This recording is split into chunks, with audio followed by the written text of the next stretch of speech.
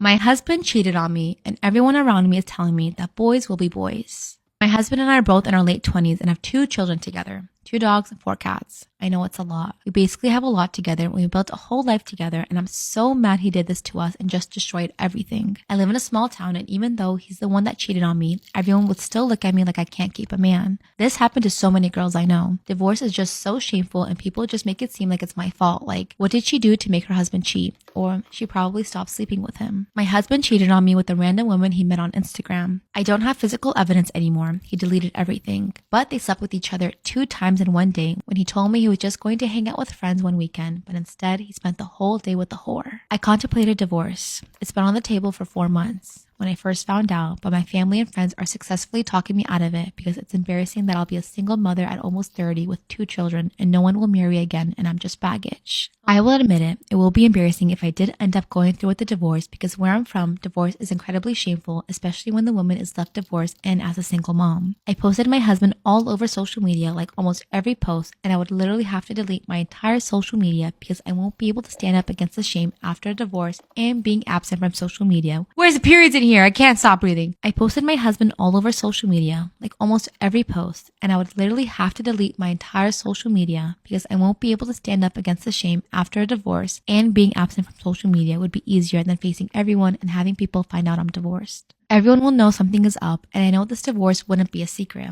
It'll get out and people are going to make my life a living hell when they find out we were divorced. So I'm just staying married at this point to save the embarrassment, and I don't want to start all over. I think my family and friends do have a point. My friends think I'll never find a guy like my husband who is a good father and takes care of me, especially at our age, and they constantly praise my husband because he takes kids to doctor's appointments and goes to dad events at schools, since men don't do that, and those are usually women-dominated spaces. No one thinks it's that serious enough for a divorce, since he doesn't love anyone else but me, and for men, sex is just sex, and they can forget a one-night stand easier than women, so they think I'm doing too much and just over-exaggerating. They told me to forgive and forget, and we started going to marriage counseling over this, and we've been going for the past 2 months, and our counselor had a lot of couples come to her about infidelity, so it kind of made me feel better that many other couples struggle with the same thing. But I don't know if this is the life to live, even if I'll be unhappier and lonely without him. It's also a financial thing.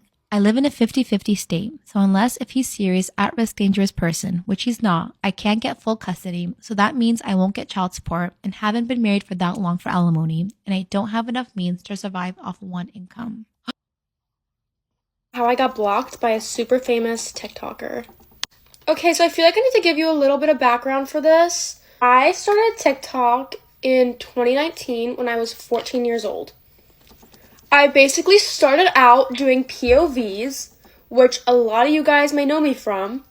And if you go to my account, you'll see I have 1.2 million followers, all from my POVs.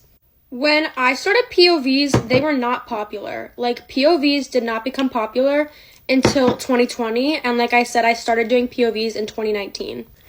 Basically, for those of you who don't know, my POVs were comedy skits. Basically, like, POV, you sit with the pick-me girl. POV, you sit next to the Hey Dylan girl. Like, if you guys know, you know.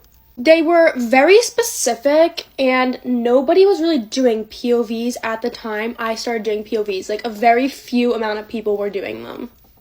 So fast forward to 2020, more people were doing POVs. It became kind of a trend and kind of popular, whatever. And I started getting comments being like, hey, like, you're literally copying this girl's videos. And I was like, okay, whatever, like, that's weird. Like, I wasn't copying anyone's videos.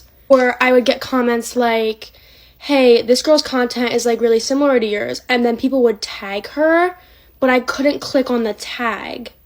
And at the time, I was like, whatever, like, I don't know, like, I didn't really think much of it. Like, it was just a couple comments here and there. Like, it wasn't anything crazy. Until my friend, Alana, reached out to me and was like, hey, are you getting these comments too? Like, people are commenting on my videos saying I'm copying this girl and I can't click on her account, blah, blah, blah. So whatever, it was super weird. We were both, like, confused, but we didn't really, like, think much of it once again. Like, we were just like, whatever, like, it's just, like, people being trolls or something. But as time went on, people kept commenting that, and I just got to the point where I was like, okay, like, I need to check this girl's account out, like, it's getting out of hand. So I checked this girl's account out. I had to make a whole fake account because I couldn't click on her at, So I figured I must have been blocked or something. Like, I was like, who is this girl? Like, I don't know who she is. And I start looking through her videos. And I'm like, wow, her videos are doing really good. Like, good for her. Like, okay, now let's watch some of them. And I kid you not, you guys, her videos were exact replicas of my videos. Like, word for word. Like, she would change a couple words, but the whole POV was my POV. And you may be thinking, like, Katie, like, why is that a big deal? Okay, well, first of all, she obviously knew it was a big deal because she had to block me in order to steal my content. So she knew what she was doing. And also, it was like, it's one thing to steal someone's content, but you gotta remember, I was making POVs, so I would make scripts, and those scripts would take me hours. Just to have another girl copy them and literally be getting millions of views. Like, guys, I'm not kidding, this girl had millions of views from my content. And Alana's content. It wasn't just my content she was stealing, it was Alana's content too. And who knows how many other girls. Or I guess creators, I should say. Alana ended up getting pretty mad about this and kind of called her out on her spam account. And then, guess what happened? This creator blocked her spam account. So basically, this creator became super popular. I'm completely stealing other people's content. And today, she has millions of followers. And I mean millions. I'm not even gonna tell you how many, because I don't want you guys to, like, know who I'm talking about. But she literally has millions, and at least 3 million of those followers are from stealing my POVs and Alana's POVs. Like I said, like, this is such a first world problem, and you may not understand why it's a big deal, but as a creator who makes original content and came up with scripts and spent hours on them, it was kind of just like, ugh, like someone's stealing my content, like, after I just worked so hard on it, and hers is doing better. Like, her content was doing better than my content, which was the original. Yeah, I'm not gonna call her out or anything, like, I'm not gonna say her name. She knows who she is. Not that she can see this video, because I'm still blocked to this day.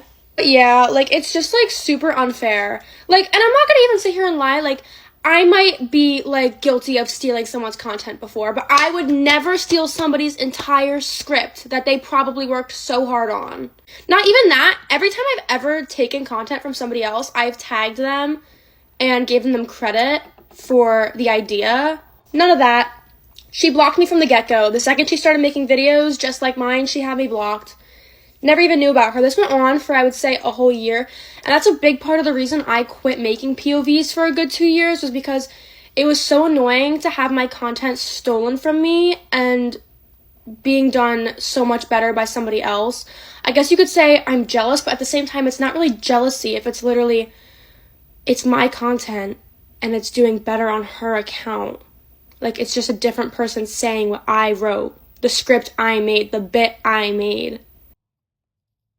The Lord must have answered my prayers on finding a man who knows how to treat me right, because why did my first date with this kid just go like this? So I meet this said boy in one of the classes that I randomly switched into, and my professor had mentioned this kid to me before because he also missed the first week of class, and I didn't know who it was, but we ended up sitting by each other randomly, and we were like, oh, you missed class too. So yeah, we become friends, and then he's like, hey, do you want to get food? And you know, with all my failed attempts at anything ever with men, I was just like, you know what? Sure. Free food, something casual, we're friends, like, you know. So I'm, like, texting him the day of, I'm like, we're just going somewhere casual, right? Like, what should I wear? And he's like, I already made reservations. And I'm like, oh. So then I was like, this is about to be a date. So I was fine with. So I put on my little red dress. Tell me why this man pulls up in the nicest car that I have ever stepped foot in. I was like, what is going on? First of all, he's standing outside the passenger door waiting for me, compliments me, opens up the door for me, men, take notes, closes the door behind me, and gets in. This car has like a whole TV screen on it. You guys saw me post in the M4. That was his car. Then he brings me to a really nice restaurant, and we have a really nice dinner, and like, it was great. Like, it was just good, real conversation. Like, it wasn't awkward, you know, like, we were already kind of friends by that point, so it was just like, it was just fun. Most importantly, he pays for the dinner, and then we're right by the mall, so I'm like, hey, can I run in really quick and buy myself a skirt for the game tomorrow?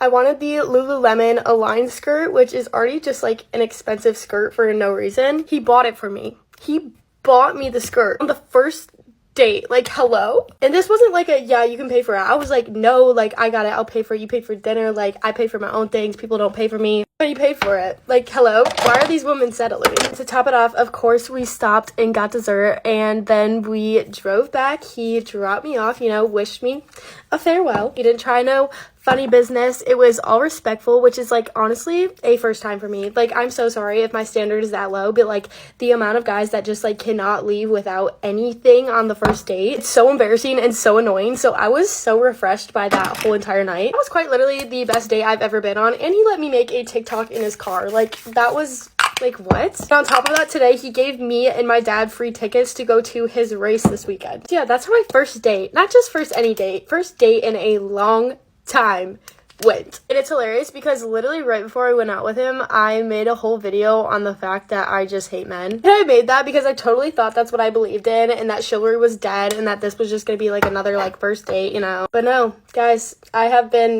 met my match. I have been proven wrong. Not to mention, he didn't just open my car door every single time we got in and out of the car, which was frequently. He opened every single door for me, and he still does so and gets mad when I don't open my own doors, even going to class. So yeah, man, I think you need to take notes, or my standard is just unbelievably low right now, but I feel like you just set the bar pretty high. Compared to my past, at least, this is definitely an improvement. But yeah, all in all, my first date went really well. Real conversations, no funny business, chivalry. Keep it coming.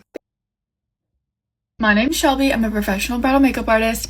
Let's get ready while I tell you the story about the time that I was over an hour late, to do makeup for a bridal party. This literally happened to me like not even 2 weeks ago. So, a very stressful day. I've been a professional bridal makeup artist for over 7 years, going on 8 years, and the only other time that I've ever been significantly late to a bridal party or like a bridal appointment was out of my control because of traffic. And I only had one person to put makeup on, so it ended up being totally fine. But this time I had 8 bridal party members to do. Had 8 people to put makeup on by myself. And I'd originally set out for around 4 hours, 4 hours and 15 minutes or so. I'm pretty fast, but even that is like really crunched for time even for me. So to give you a little backstory, this wedding is about 4 hours away from my house. So normally on a morning or the night before, I calculate out my drive, which I do this way ahead of time also, but I've been to this venue before, so I already knew that it was going to take me 4 hours to get there. So I really have a hard time getting to sleep and going to sleep and staying asleep when I know that I'm going to have like a really long drive ahead of me the next morning. I didn't have to get up too terribly early, so I set my alarm for 5:45 so that I would leave by 7 a.m. And that was where the chaos began. I surprisingly sleep really well. My alarm goes off at 5:45 and I roll out of bed a little bit before 6 a.m. I kind of sit in bed, pre-plan what I'm gonna wear, scroll through TikTok, scroll through Pinterest, trying to find outfit inspo, and finally get out of bed right around 6 a.m. I hop in the shower, I do all of my morning routine, I even wash my hair and put it into rollers. Like, I did a full blowout, I did a full glam, like I did it all, honestly. Like, I was taking my sweet time, and I eventually get ready to leave the house right around 7 a.m. It's as I'm leaving the house, like as I'm walking out the door, that I realize I have made a really terrible mistake in time management, or just like planning in general, and that I was supposed to leave at 6 a.m., not 7 a.m. I should have set my alarm for 4:45 a.m., got up around 5 a.m., got ready, and then left the house at 6. But it is 7, and I'm about to get in my car and make this 4-hour drive, knowing that I'm going to be an hour late. As soon as I make this realization, I start trying to contact the planner because I don't want to stress out the bride, so the planner is my first point of contact. So I try reaching out to multiple phone numbers that I have for the planner, and I call, I text, I send an email, no response. And I'm a little frantic, if I'm honest, because I know I have a 4-hour drive to think about the fact that I'm going to be an hour late, and I have 8 people to put makeup on. And now, instead of having 4 hours, or a little over 4 hours to do makeup, I'm only going to have 3. 3 hours to do 8 people's makeup is absolutely insane. And I am fast, like I said, but I'm not that fast. And I was just like, there's no way on God's green earth that I'm gonna be able to make this work. And I just started freaking out. So after not getting a hold of anybody from like the wedding planners team, I just went ahead and reached out to the bride. I was like, I want to go ahead and let her know. I don't want it to be a surprise, and I don't want her to hear this from anyone else. I'd rather her hear it from me. So I sent her an email and I'm like, hey, good morning. I will see you soon. I am going to be about an hour late just due to poor planning on my part, but I promise that we'll have enough time to do everyone. I'm not even worried about it. You don't worry about it. Like, everything's going to be just fine. And I tried to play it super cool because I was like, oh my God, I don't know how I'm going to do this, but I'm going to try my best. And then I frantically start searching for someone to come and assist me that's local, that might be available for a few hours to come help me out do this bridal party, because I was doing it completely solo. I normally don't do bridal parties of like 6 or more by myself, but this one was a good 4 hours away from me, so all of my normal assistants just aren't available to do like that kind of travel all the time. So I was like, well, I'm just gonna be doing this one by myself. Then I'm trying to find someone on the way there, like as I'm driving, which is so bad, and I know I should not have been doing that, but I was freaking out, girl. I was like, I don't know what I'm gonna do, because there's no way I'm gonna be able to do everyone all by myself. The bride emails me back. She's like, no worries, we'll see you when you get here. She honestly didn't seem that stressed out. I did get a text back from the planner shortly thereafter. I'm honest, the planner didn't seem very happy with me, which I don't blame her one bit, because I probably wouldn't be very happy with me either. And she was like, yeah, we really don't have any wiggle room in the timeline. Like, just let me know what you're going to be able to do. And I was like, okay, I'm going to do my best. So I just like start making a plan in my head, because to be honest, all of the people that I reach out to are booked, out of town, unavailable. Like the drive is too far, yada, yada, yada. It's just not working out. So I'm like, okay, what am I going to do? I literally decide that I'm going to have 20 minutes to do each person's makeup, except the bride, who I'm giving myself a good 45 minutes to an hour for, and we're just gonna have to make do with that. I make my 4-hour drive. I end up missing a turn at some point and putting myself there closer to like 11:10 or 11:15, and honestly, everything is sending me into a spiral at this point. Like, I just stopped for gas. I was catching like every red light, just like everything was sending me. I was like, okay, yeah, this is like literally the worst day. So stressed, my anxiety level is through the roof, and I still haven't even gotten to work yet. So I finally get there right around 11:10, and I rush into the bridal suite, and everyone is so calm. No one's freaking out. No one looks angry at me. At least if they were mad, nobody let me in on it, which I was so grateful for. And I just start setting up and get to work. It was like they were okay. I ended up keeping to my timeline pretty strictly and doing exactly what I told you my plan was, to do everyone's makeup in about 20 minutes. And I was actually moving very fast. I was like boogieing through doing the girlies' makeup, and they were all so nice to me. I was so worried that everyone was gonna be like, I don't know, in a bad mood with me, which would be totally understandable, but they were so nice, and I was like, oh my God, I don't deserve this, but thank you so much. You have no idea how like at ease that makes me. And so then of course I'm providing a better service, which again is not their responsibility, but it was so nice that they were being so nice to me. Even the bride at multiple points was just like, don't worry about it, like everything's okay, we're gonna be fine, they can't start without me anyway, we're all good, we have wiggle room in the timeline. I'm just like, praise God.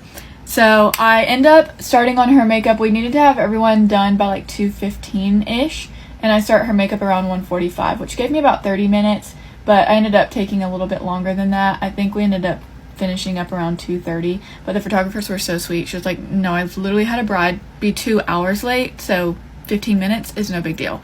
And I was like, okay, it's not that bad. So I did everyone's makeup. They're already on time. I mean, within reason. They were a few minutes late, but it was fine. Everything ended up being okay. I got paid and everyone was happy for the most part.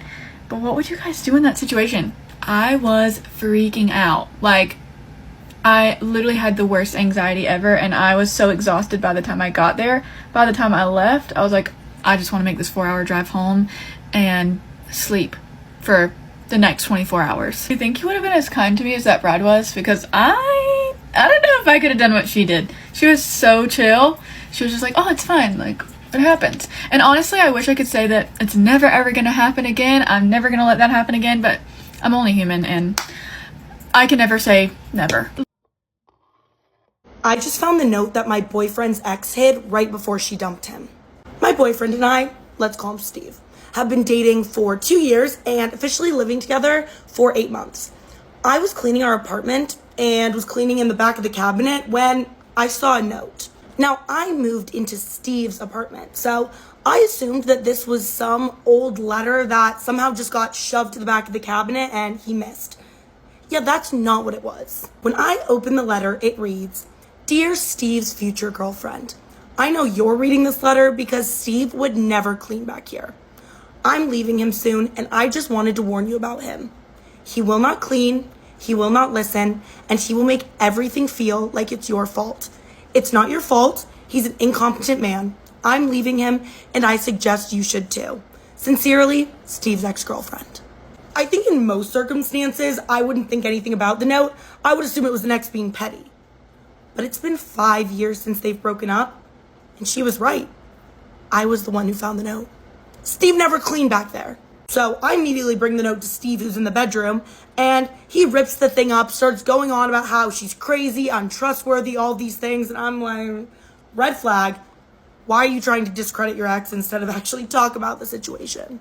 I was like, babe, you're calling her crazy, but she was right. She knew I'd be the one who found the note, and in the 5 years that it's been, you never found it, and guess who did? Me. It also made me realize that when I first moved into Steve's apartment, we would split the chores pretty 50-50. But as the months went on, Steve has been cleaning less and less. I guess I never really noticed it because, I don't know, it's been a really slow progression from he used to do the dishes, then ask me to help with the dishes, and now I'm just doing them. But yeah, he doesn't help clean that much. So he starts getting super angry saying, "This was never a problem. You're just letting my ex-girlfriend get in your head." And I'm like, no, I think this has been a problem. I'm just now realizing it. This was probably the biggest fight we ever had. We just kept arguing about it and could not see eye to eye. And again, he kept making me feel like I was wrong. Kind of like the note said. And then he finally got so fed up that he left our apartment and went to go stay at his friends, which I hate. Okay, leaving when things get hard. Steve has been a great boyfriend to me so far. He gets along with my family. He is really sweet to me and always tells me he loves me.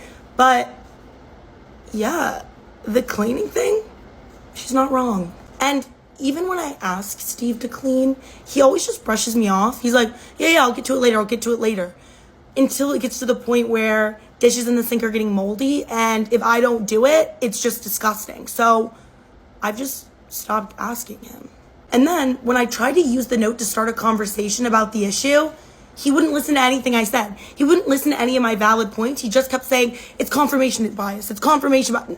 No, there's actual valid concerns. When he got home the next day, I told him that I wanted to continue the conversation, which he didn't seem very psyched about.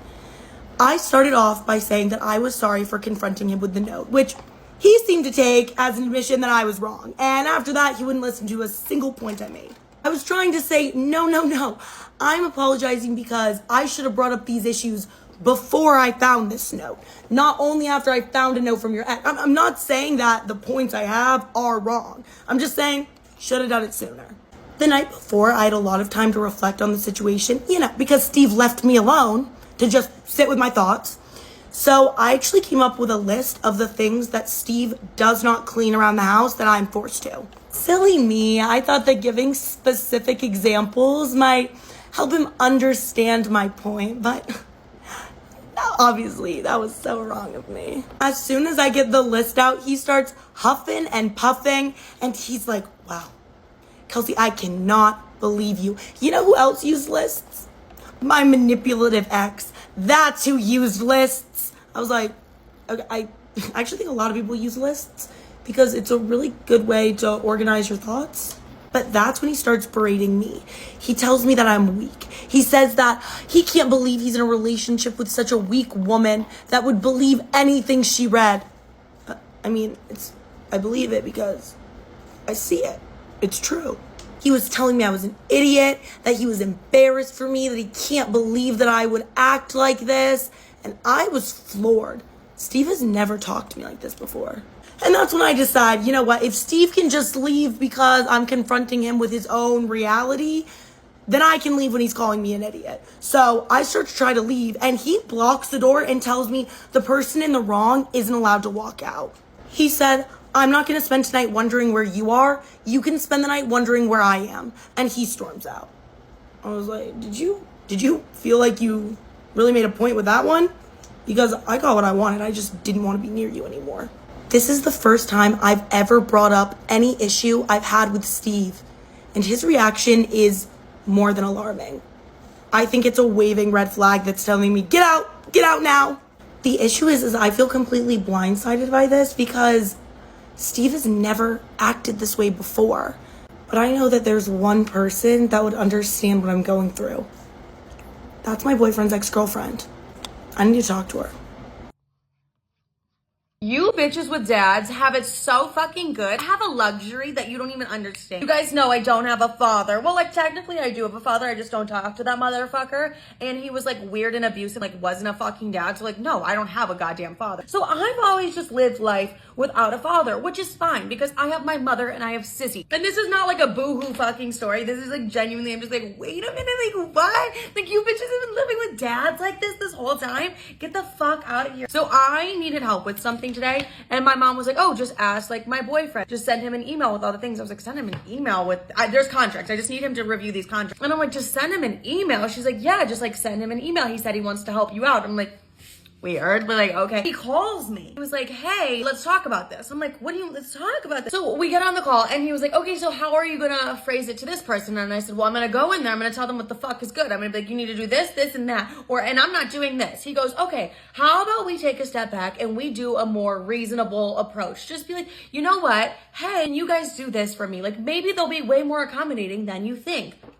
I said, not this man telling me what the fuck to do. I've never had a man telling me what to do before. And like, guys, he like knew what the fuck he was talking about. I was like, wait a goddamn minute, like, you know what you're talking. I said, good, I never once thought of that. Because I don't know, I'm always just like the bitch. I'm literally scrappy. Like, I have to fight for myself. And I'm like, no, you do this, this, or that, or you can go fuck yourself. Like, that's more my vibe normally. And so when he was like, no, just like ask them politely. And it's just like having a man tell me what to do as well. I'm like, wait a minute, and like have good advice. I'm like, wait a minute, you're crazy. Who knew you'd be this useful? And then I was on the phone with Sissy because the people answered my email. And I was like, okay, they sent me this. Like, what does this mean? And she's like, I'm not really sure. I was like, whatever, I'm sending it to Brad. I'm sending it to Brad. And then Brad calls me again and he was like, okay, so now moving forward, this is what you're gonna do. You're gonna wait for this and you're gonna do this. And I called my mom. I said, Mom, this whole time, these bitches with dads have this luxury. I get why you like this man. So this is a good fucking man, Savannah. But it hit me. I was like, these bitches with dads haven't had to stress about a fucking thing. Well, dads who like actually do shit.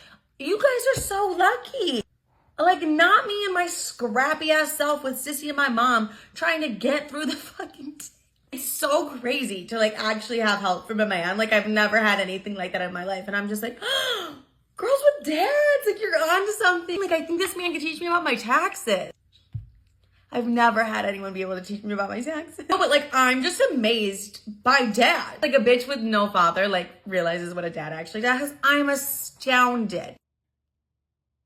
Am I the asshole for wanting to wear my traditional clothes to my future wedding? Hey Reddit, I recently got engaged to the love of my life and we've started wedding planning. So, a little bit of background. We live in the USA. She is white, and I am a first-generation Nigerian immigrant turned citizen. In my tribe, when getting married to a Westerner, it is customary to have two weddings. The first is a Western wedding, a classic American wedding. Basically, what we all know when we think of a wedding. The second wedding is a traditional wedding where we use our tribal customs, i.e., wear our tribal clothing and everything that comes with being an Igbo man. Haha. Well, my fiance said that she'd prefer to just have one wedding because the traditional wedding would usually have to take place in Nigeria. I told her that I would still like to wear my traditional clothing. My mom knows a really good seamstress who can get it done for me. Well, basically, her problem boils down to me standing out like a sore thumb, and that she thinks it's not appropriate for an occasion such as a wedding.